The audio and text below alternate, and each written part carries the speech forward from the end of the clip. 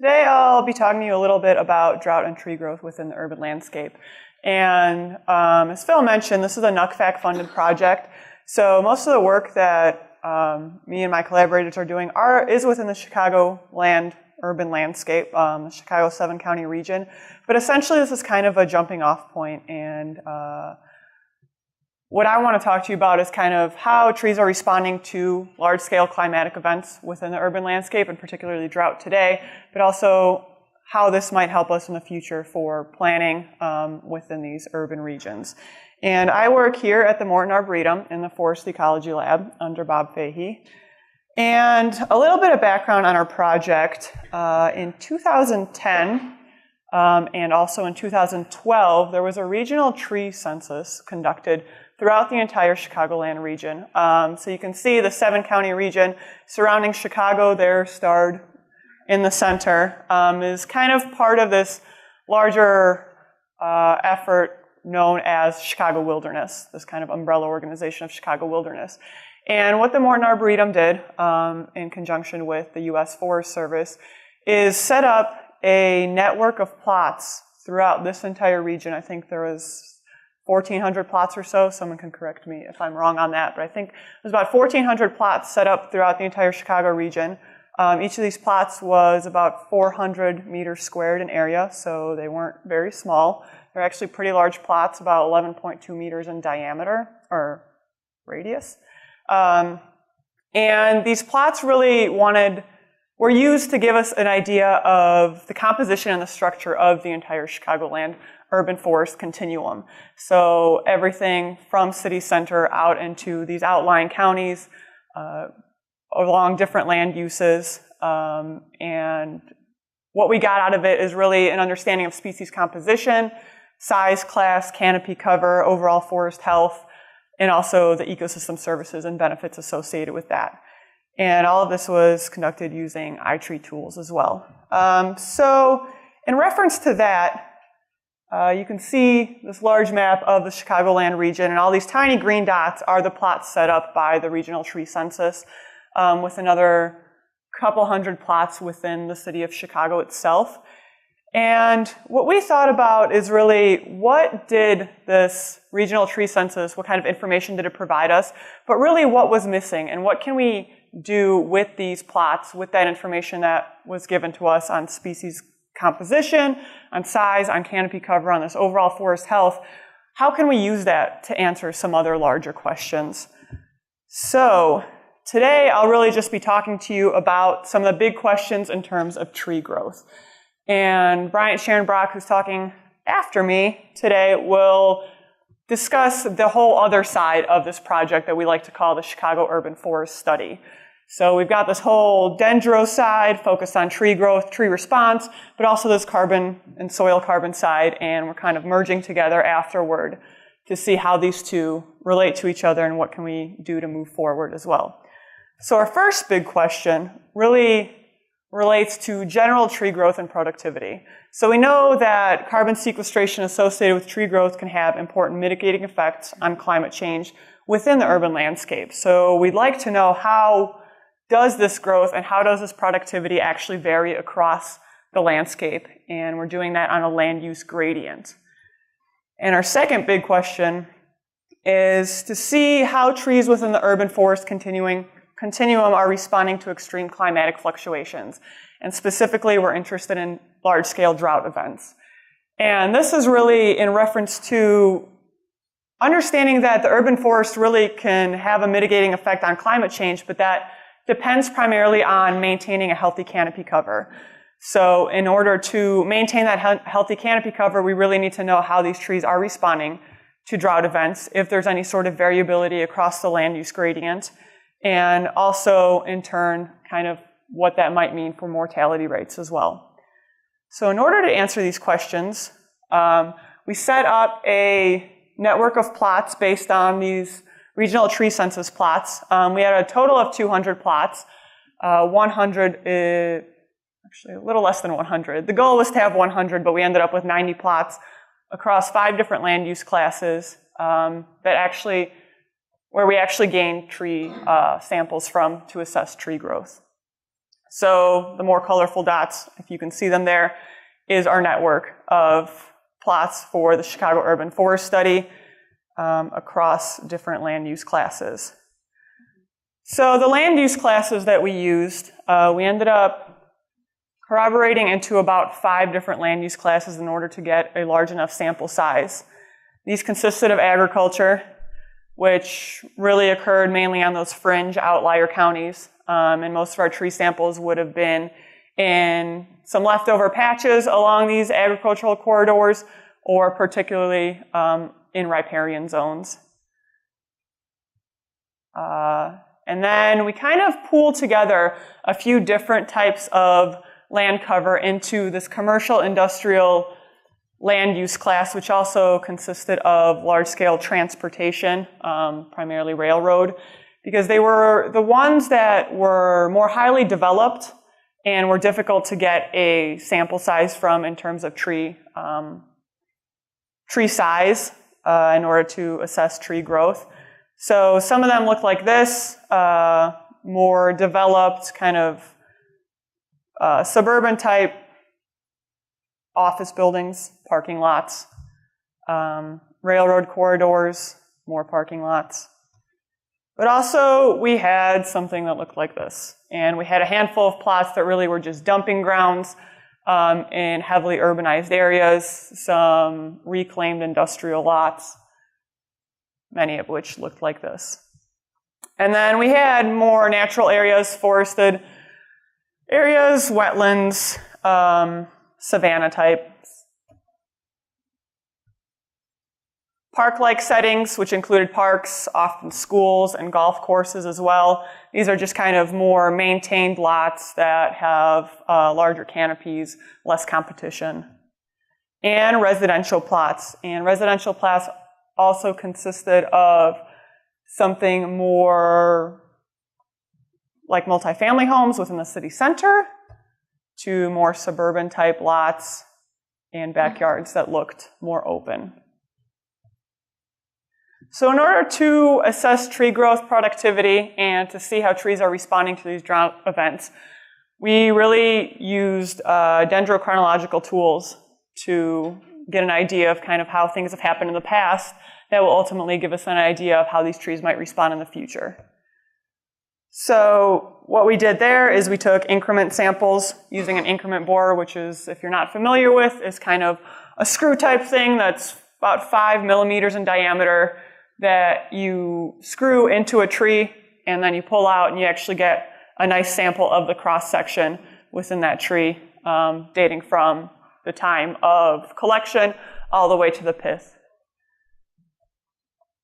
So we did that across all 5 land use classes, and we decided that we really wanted to get a good idea of the variability in terms of land use and also species cover. So we really only used plots that had 3 trees that were greater than 10 centimeters in dBH, and that's just so that we could get a good record, and we weren't using trees that really would only give us a couple years of information. We took 2 cores per tree, and then we just used standard dendro techniques where we dried those, we mounted them, as you can see here, sanded them, and then you can actually get an idea of what ring width looks like and patterns in ring width and growth as well. And then basically just detrended, which kind of takes out some of this autocorrelation related to previous year's growth and gives you more of an idea of what the trend in growth looks like, regardless of that species and regardless of age as well. So going back to our first question, how does growth and productivity vary across an urban land use gradient? Here is really just an image of what the trend in growth looks like. So on the x-axis there you have year going from 1959 to 2012. And I really only went back to 1959 here because in terms of looking at relationships with climate, that's as far back as our instrumental record would go in terms of precipitation. And also the sample size is much, much smaller. So this gray dotted line is sample size, and you can see that when you get back to 1959, you have about 50 trees or less. But in 2012, our total sample size was 609 trees.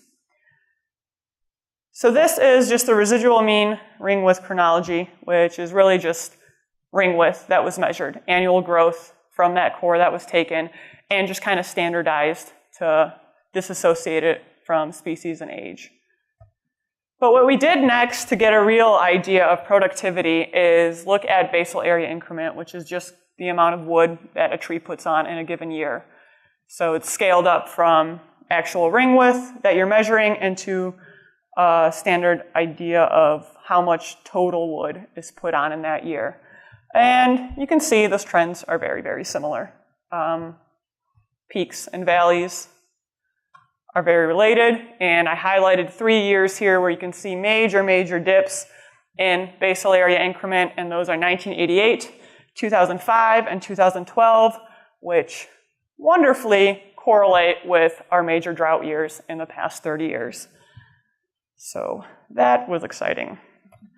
And just to show you what total basal area increment looks like across the board, across this land use gradient, this is mean basal area increment by land use.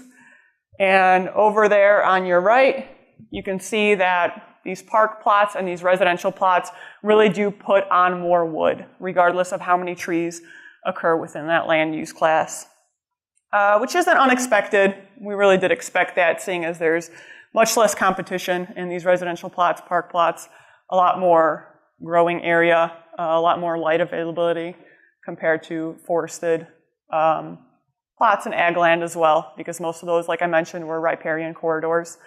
And we actually have kind of high basal area increment in these more industrialized, developed plots as well. And so this was total basal area for the period of 1982 to 2012. This is annual mean basal area from 1982 to 2012. And it really kind of follows that same pattern. The purple line there is residential, the red line is commercial industrial, and the blue line is park. And you can see that those actually, on an annual basis, also have higher levels of wood production and total growth in turn, as well as compared to these forested plots and also the ag plots as well.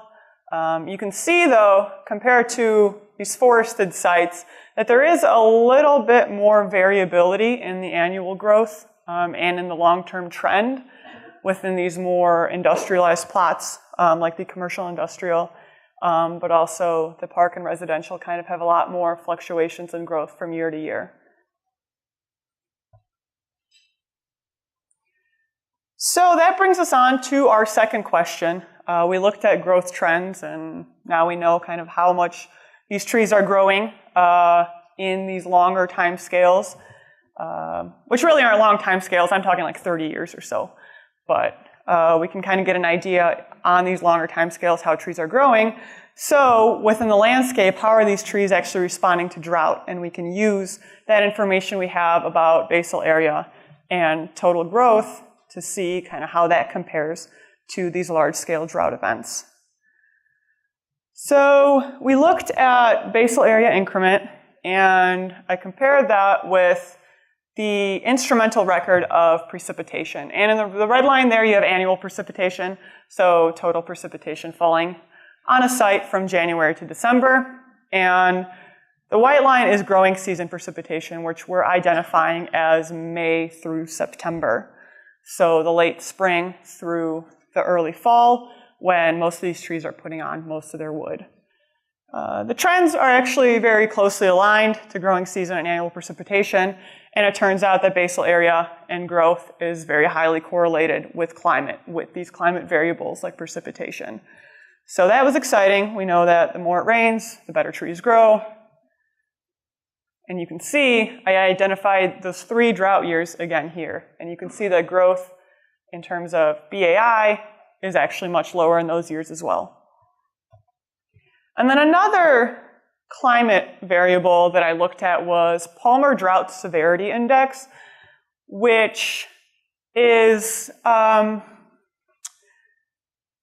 don't want to say it's a questionable use of drought severity, but it really is kind of the best tool we have for understanding drought severity rather than just total precipitation. So it really couples a few factors, primarily precipitation and temperature, but it really accounts for evapotranspiration rates as well. So it gives us a better idea, rather than just in terms of precipitation, how much water availability there is and how that drought severity or intensity will actually end up affecting tree growth more so than just precipitation itself. So I looked at PDSI values for the region, just for northern Illinois over the last 30 or so years. And again, I did that on an annual level, January through December. You can see that in green. And on the growing season level, May through September, you can see that in white. And again, these lines follow each other very well. PDSI especially is not really a great measure on shorter time scales. We like to use it kind of on an annual basis better, so it's not surprising that those two follow each other really well. But again, you can see those three very intense drought years, 1988, 2005, and 2012, showing up within PDSI correlations. So in order for us to understand how trees are responding to drought, we're using two index values. The first is drought resistance. And drought resistance is really the ability of a tree to maintain growth under drought conditions. So how is that tree responding in that year of drought in terms of its growth as compared to years prior? So it's really just the basal area increment in the year of growth over mean basal area in the 5 years prior to drought. And then we also want to see how trees are bouncing back from these large-scale drought events. And in order to calculate that, we get an index of drought resilience, which is the ability of a tree to return to growth similar to pre-drought levels in the period following drought. So we take the mean of the 5 years prior to the drought and compare that to the mean of the 5 years post-drought to see if trees are actually responding or trees are actually returning to that original kind of more standardized growth level that you would expect in non-drought conditions. So here are just some of the things that we're noticing in terms of drought response. This shows you drought resistance by land use. Land use is on our x-axis. Over here is just an index value where 1 is, that's just standard growth. That's kind of no change. Nothing's happening in a drought year. Everything above 1 means that that tree is growing more in the drought year than it did in the 5 years prior. Everything below 1 means that you're seeing limited growth in that drought year, and there's some sort of possible causal effect there. And then in the blue, we have the 2012 drought. In gray is the 2005 drought. In pink is the 1988 drought. And I just like to make a note that the 1988 drought really, our sample size was pretty low for that compared to the 2012. So I'm a little weary of making conclusions on that drought just because we didn't really have a lot of trees that were 30 or 40 years old. So, I mean, the sample size is substantial. It just wasn't 609 trees like the 2012 drought had. So unfortunately, we're actually not seeing a significant relationship between land use and drought resistance. However, you guys can see on here that the 2012 drought in blue resistance levels are actually substantially lower than the other two droughts. And there is a significant correlation between the 2012 drought and the others, whereas 2012 drought resistance across all land use classes and across all genera really was significantly lower. And one of the things I'd like to just mention that I think that might be attributed to the level of drought intensity in 2012. And any of you who live in the Midwest, you probably remember that drought. It was intense, it was severe. Timing began in the winter prior. Duration was much longer. It really lasted most of that growing season. And compared to droughts of the recent past, it really kind of blew everything out of the water. It lasted much longer. It was coupled with very high temperatures throughout the entire growing season, as well as the winter prior, which really could be a contributing factor to drought resistance in trees, is this level of intensity, much of which we might be expecting to see kind of it's an exhibitor of some of these larger global scale type changes. We expect to see more frequent and more intense drought events like that. Here is kind of the results of drought resistance by genus, and I broke this down into genera rather than species because we sampled across a ton of species across these different land uses. We didn't really classify by species, just by size class, and we're more interested to see if land use had any sort of influence on drought response because we're all familiar with drought-tolerant species, drought-intolerant species. So these are just our 5 most common genera that we looked at throughout the Chicago region. And you can see in this one, in 2012 in yellow, drought resistance is actually much lower compared to the other droughts as well, which is kind of the takeaway factor there, that compared to 2005 and 1988, 2012 really was much more influential in terms of growth and limiting growth across the entire landscape and across all genera. Drought resilience seems as though everything's bouncing back really well. However, this does not include the 2012 drought, unfortunately, because we haven't had 5 years to compare to following the 2012 drought. But in 2005 and in 1988, things are really bouncing back at a pretty consistent scale within the entire landscape across different land uses and across different genera as well. Usually you'll see kind of within the year or 2 following a large-scale drought event, there will be some sort of autocorrelation and limiting on growth there, but 5 years after, it seems as though most of these species are able to bounce back. Again, same thing you can see in genera. However, there does seem to be a significant relationship and interaction between genera and land use classes. So species on certain sites within certain land uses are actually bouncing back better than those same species on different sites. And we're seeing that more so in these highly developed commercial type industrial transportation lots. Species that are drought resistant and drought resilient are actually bouncing back at a slower rate on these more developed plots than they are within forested regions or within something that's more maintained like a park or a residential area. So there is some sort of relationship there between highly developed, probably impervious surface cover and drought resilience and ability to bounce back. And so one thing I wanted to mention before wrapping up here is that some preliminary analysis of impervious surface cover and growing conditions really gives us an idea of kind of how these trees are responding in terms of their more direct landscape. And growing conditions are really kind of a large contributor there. Percent impervious surface cover on the plot level and also kind of within a buffer zone has a significant correlation with drought resistance across all land use classes and across all genera.